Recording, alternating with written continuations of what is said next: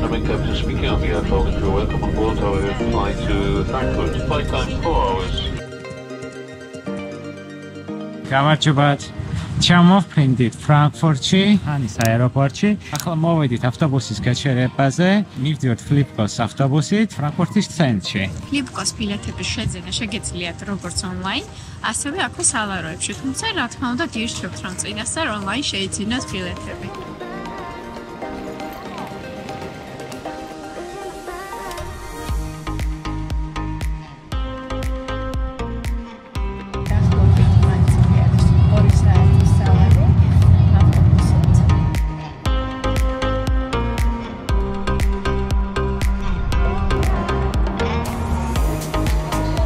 Შემოვედით ქალაქის ცენტრში, მიახლოებით 2 საათში და ახლა მივდივართ ძველი ქალაქის სანახავად.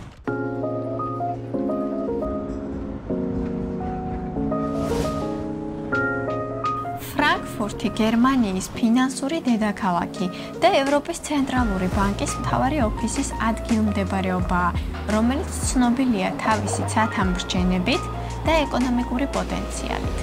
თუმცა ის მხოლოდ ფინანსებით არ შემოიფარგლება. ქალაქს აქვს მდიდარი კულტურა და ისტორია, უამრავი მუზეუმი, პარკი და ღირსშესანიშნაობა. ფრანკფურტის მოსახლეობა 2024 წლის მონაცემებით 775,000-ზე მეტია.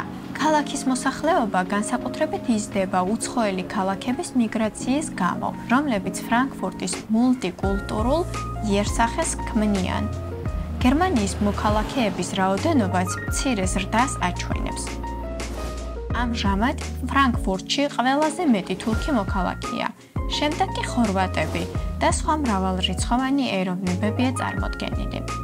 ამ ზრდის ფონზე ფრანკფურტი გერმანიის ერთ-ერთი ყველაზე მრავალფეროვან ქალაქად ითვლება, სადაც ხალხი მშვიდობიანად თანაცხოვრობს და რომელიც ქვეყნის ეკონომიკურ ცენტრად ითვლება. მოვედით ძველი ქალაქის ტერიტორიაზე და ვათვალიერებ ის ძალიან ლამაზია და ძალიან არცნაირი განსხვავებული აურა აქვს. აქ არის ესეთი ლამაზი მოედანი.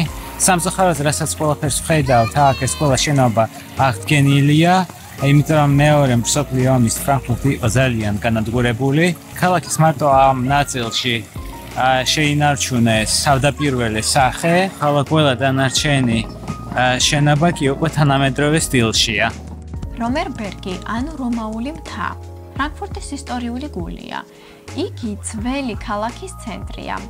ეს თანამედროვე ქალაქის ერთადერთი ნაწილია, რომელიც ისე აღადგინეს, რომ სრულად წააგავს ქალაქის წარსულს.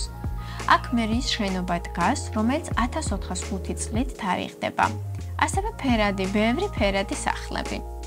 რომერბერგი მე-13 საუკუნეში სავაჭრო მოედანი იყო და დღესდღეობით ახალი წლის პერიოდში საშობაო ბაზრობას მასპინძლობს.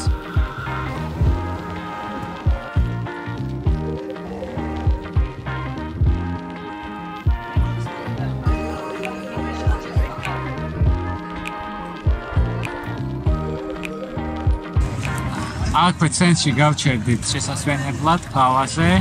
ერთადერთი ადგილია, სადაც ყავა ვიშოვე. ყველგან წყალი, ჩაი და ყავის ნაცვლად ნუცს ვთავაზობენ. დათვიდან ისმის ხმა, ზარების და მართლა ესეთი გარემოა რაღაცნაირად ძველი აურად რეალებს თითქმის.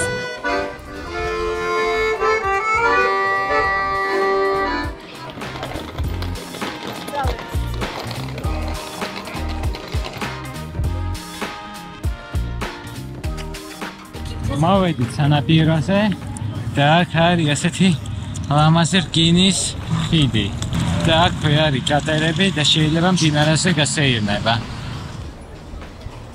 აქედან კი იშლება ასეთი ლამაზი ხედი. ძალიან მაგარია. მართლა არ ჩანს ესე. აი აკები.